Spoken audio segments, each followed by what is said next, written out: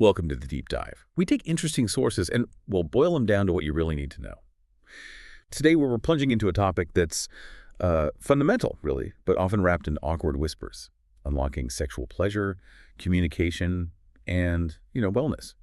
It's a space where a lot of people feel, frankly, a bit lost or alone, and we want to shed some light.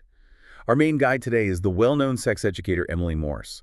Her whole mission is about, quote, liberating the conversation around sex. Yeah, and that mission, it really resonates, doesn't it? It taps into that desire we all have to understand ourselves better, especially when the info feels scattered or confusing or sometimes just missing. It's actually quite striking how many people quietly wonder, is this normal? Am I okay? Just because this really natural part of life is kept so under wraps. Yeah, it really is.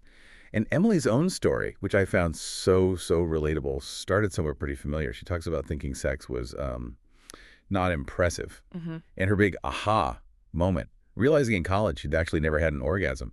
That feeling sparked her to, start talking to friends, digging for answers, and eventually get her doctorate in human sexuality. And that personal journey just highlights this huge, widespread gap, this lack of basic info creates so much anxiety, so much questioning. It really makes you wonder, why is this incredibly important, natural part of being human so often ignored in education and just everyday conversations? It's almost like we get these amazing bodies, but like no instruction manual for pleasure. Exactly. And that's kind of what we're trying to piece together for you in this deep dive. Our mission here is to explore how you can lead a more, powerful, pleasurable life. It's about getting to know your body, learning to communicate what you want, and maybe most importantly, breaking down those societal walls that keep so many people feeling unsure or in the dark. Okay, let's dive right in with something pretty eye-opening. The orgasm gap. You might kind of suspect it exists, but the numbers, they're pretty stark. For people with vulvas, especially in straight relationships, maybe only 20% consistently orgasm just from penetration. And the time difference, wow. It can take, 10 to 40 minutes? Compared to like 4 to 6 for penis owners? That's a huge difference. That gap is incredibly telling, isn't it? It says so much about our societal scripts around sex, the ones we often get from movies or porn. They tend to show this very narrow picture. Like sex is this performance, right? With a very specific goal. Penetration leading straight to some big explosive orgasm. And this whole performative sex idea, it can really mess with body image and self-esteem because, real life often doesn't look like that. It sets this unrealistic bar. And this whole issue gets worse when you look at typical sex ed in the U.S. Emily Morse calls it a letdown, and yeah, I get that. Not every state even insists on medically accurate info. A lot of it is abstinence only, or it's all fear-based. Don't get pregnant, don't get STIs. But things like pleasure, consent, even just basic anatomy, often totally skipped. Right. And if you look elsewhere, say the Netherlands, they do comprehensive sex ed, and the results: fewer teen pregnancies, actually more satisfying sex reported by all genders, and just a more equal and informed view of sexuality overall. It really poses the question, doesn't it? Yeah. What message are we sending if we're not giving young people the full picture, the empowering information? It sort of creates this ongoing cycle of not knowing. So if the usual education falls short, then who is responsible for our pleasure? Emily's answer is really clear and I think pretty powerful. She says, we are responsible for our own pleasure. Yeah. I'm responsible for my orgasm. You're responsible for your orgasm. It completely flips that old script where, your partner is supposed to magically give you one. Exactly. Yeah. And that point also tackles something tricky, the shame some vulva owners feel if they need to touch themselves during sex with a partner. Often the partner might feel like, they're doing something wrong, they feel inadequate. Right. But the reality, it's usually just anatomy. The penis isn't hitting the clitoris directly in most positions. It's not about skill or failure, it's just how bodies are built. Understanding that can lift a lot of unnecessary guilt. Okay, so once we take ownership, the next step is figuring out how to get that pleasure. And a massive piece of that puzzle is communication. Emily calls it the lubrication of sex. It's kind of amazing how often we hold back from asking for what we want just because we're afraid of, rejection or judgment. Yeah, and to make those conversations feel less scary, Emily suggests her 3 T's: timing, turf, and tone. So timing, basically, don't try to talk when you're hungry, angry, lonely, or tired. H8T, bad combo. Turf, maybe don't have the big talk right in the bedroom. Try going for a walk or a drive, even cooking. Somewhere less intense, less direct eye contact maybe. And tone, keep it curious, open, not like you're attacking them. More like an invitation, That sounds really practical. So, okay, let's ground this. How does this apply day to day? Let's take a common one. Mismatched libidos. Super common, right? Especially longer term. Emily suggests scheduling sex. Now, some people hear that and think, ugh, schedule, that sounds so unsexy, like homework. What's the counter to that? Well, I think the reframe is key. It's not about scheduling a chore. It's about scheduling intimacy. It's about prioritizing it. Think about it. We schedule dinners, we schedule vacations, things we look forward to. Why not sex? It actually takes the pressure off trying to be spontaneously in the mood all the time. It builds anticipation. It can become the shared thing you're both looking forward to during the week. It's about building towards it, not just waiting for lightning to strike. I like that. Makes total sense. Okay, what if you want to gently nudge a partner towards something different, like change things up a bit? Emily talked about the compliment sandwich. Start nice, suggest, end nice. So maybe more neck kissing. You could say something like, wow, sex has been amazing lately, especially when we're making out. You know what I think would be really hot? If you spent more time kissing my neck, like really slowly, that would get me even more turned on. Gentle, but clear. Okay, tougher one. Disclosing an STI. Emily's point is, look, 1 in 4 people have one. No shame needed. The approach. Be matter of fact, like it's just normal health info. She gives an example. Hey, I'm really into you, and before things go further, I need to let you know I have herpes. I manage it with antivirals and always use condoms. How do you feel about that? Direct, informative opens the door. And if you want to suggest a new kink, maybe try an elevator pitch. Short, sweet, explains the fantasy. Who, what, where, when, why.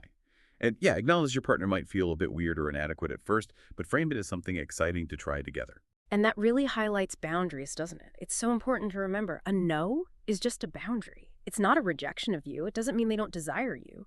When you both understand and respect those lines, sex actually becomes, like she says, so much more enjoyable because you feel safe, you know the playing field. It allows for more enthusiastic, creative fun within those boundaries. Okay, shifting gears from talking with a partner to exploring on your own. Let's talk about unlocking your personal pleasure map. Emily is big on mindful masturbation. She calls it the key. It's how you figure out your own body, what feels good to you, and importantly, she really pushes back on the idea that if your partner masturbates, it means you're somehow not enough. Not at all. It's self-discovery that can actually make partnered sex better. Mindful masturbation. It's a really interesting practice. It's not just about rushing to an orgasm. It's about setting aside time, maybe 20 minutes a week, create a nice vibe, candles, music, whatever works for you, and then just explore without a goal. Use your breath to stay present. Notice sensations everywhere, not just genitals, like your inner elbows, back of the knees, those secondary erogenous zones. It's about mapping your whole sensual self. And that curiosity, it's really an act of self-love. And when we talk anatomy, gosh, there's so much we don't learn. For vulva owners, Emily clarifies, the vulva is all the external bit, super sensitive, the clitoris. Over 8,000 nerve endings, that's double the penis head. And it's not just a little nub you see. It has internal legs, the cura wrapping around, the G area. Not really a spot, more a patch of skin inside, often needs clitoral warm-up first. And lube. Seriously, lube on every nightstand. She says vulva owners are 80% more likely to orgasm with it. It's not a failure if you need it. It's about enhancing pleasure. Absolutely. And for penis owners, key zones too. The glands, sure, but also the frenulum, that little ridge underneath. Super sensitive. Testes, scrotum, perineum, all important. And the prostate, yeah, about 2 inches inside the rectum, can lead to really intense orgasms. For guys dealing with premature ejaculation, she mentions things like edging, getting close, backing off, building control, and the squeeze technique. It's about learning ejaculatory control over time. But what's really wild is our brain. Emily calls it the most powerful sex organ.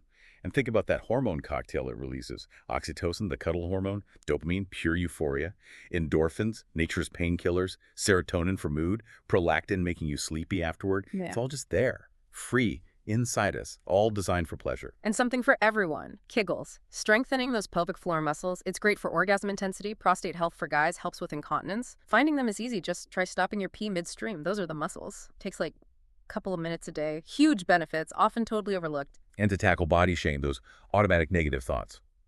Emily suggests something simple, but kind of radical. Get a mirror and actually look at your own genitals. Just observe, demystify, normalize, appreciate your body. It's about reclaiming your own perspective, really. Okay, let's talk partnered pleasure again, especially in long-term relationships. Reality check. Mismatched libidos happen. And that fiery lust phase, that initial honeymoon intensity, like being on cocaine, she says, lasts maybe 6 to 18 months. And yeah, you never go back there to that exact same rush. But here's the thing, that's okay. Relationships evolve. It doesn't mean things are broken. Right. And this is where different ideas about arousal come in handy. We know the classic linear model: excitement, plateau, orgasm, resolution. But Dr. Rosemary Besant talks about responsive desire, meaning desire doesn't always just happen spontaneously. Sometimes it gets triggered by touch, by affection, romance, talking dirty. And orgasm isn't always the point. It ties into that idea.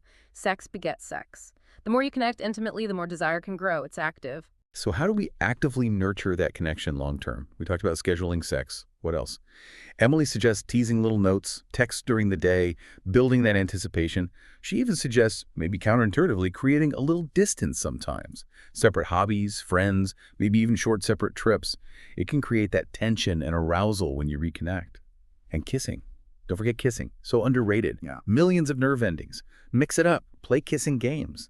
It's basic but powerful.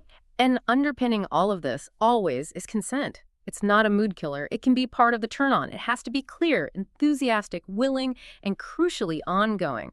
Not just a one-off yes. Pay attention to body language too, pulling back, freezing up, check in. How does this feel? Want to keep going, change it up, stop. And knowing no is just a boundary, not personal rejection. That makes sex feel safer and honestly so much more enjoyable. Especially vital for trauma survivors. Clear communication with a trusted partner is key. Right. And safer sex condoms are still the gold standard for preventing pregnancy and STIs. Yeah. Emily wants us to rethink negative views about them. Maybe it felt like a raincoat because it was the wrong condom. They've improved a lot. Finding the right size, material, it can make a huge difference. Worth exploring to find one that actually feels good. And definitely circle back to STI talks. They're common, 1 in 4 people, but the silence around them is deafening. We need to normalize it, practice saying it. Hey, I got tested recently, have you? Emily's hope. That these chats become as easy as, I don't know, talking about the weather, just normal health transparency, no shame. Okay, let's get into the fun expansion packs. Exploring your sexual range. Emily defines kink pretty broadly. Any sex act or idea or fantasy or behavior that is seen outside of the vanilla. So it's a whole spectrum, right? It could be a light spank, blindfolds, all the way to more involved BDSM. The point is, it's about exploring what turns you on, together or solo. No judgment. It makes you think, doesn't it? Why are toys okay for kids but taboo for adults? Sex toys are enhancements, simple as that, not replacements, for everyone. They boost blood flow, penis rings can help erections, they open up new sensations. Plus, think about remote toys, accessibility for people with disabilities, the big idea. They just add more fun, more options, more pleasure to the mix. And oral sex tips. Emily gets specific. For vulvas. Remember, the whole area is sensitive, not just the clit. Tease the labia, vary pressure and speed on the clitoris. Maybe explore internally near the G area with fingers or toys too. For penises, use your hands too. Don't just use your mouth. Lube or saliva, definitely. Tease that sensitive frenulum underneath. Maybe hold the testicle gently. Eye contact can make it way more intimate. And quickly on anal sex, yes, there are sensitive nerves. It can stimulate the prostate internally or even clitoral nerve roots. Prep is key, though. Bowel movements beforehand, towels, hygiene, never anal, then vaginal without cleaning clean nails, and lots of silicone lube. Go super slow. Relaxing, breathing, that's crucial to avoid pain. And safety first. Always use toys with a flared base so they don't get lost. And yeah, for penis owners, that prostate potential. Emily stresses it can lead to incredible orgasms, sometimes without even ejaculating. And please, she says, anal sex does not make you gay. It's just another potential pleasure zone, totally separate from orientation. Explore if you're curious. Okay, last thing, a couple of positions she mentions for enhanced pleasure. The glowing spoon, side lying, allows deep penetration and easy hand access for clitoral stim, great for intimacy. Or the floating rider, one partner on their back lifts their hips, the partner on top controls depth and speed, very empowering, can feel amazing. These aren't just novelties, they change angles, pressure, connection points. Wow. We've covered a lot today. Understanding our bodies, our needs, the absolute power of talking openly.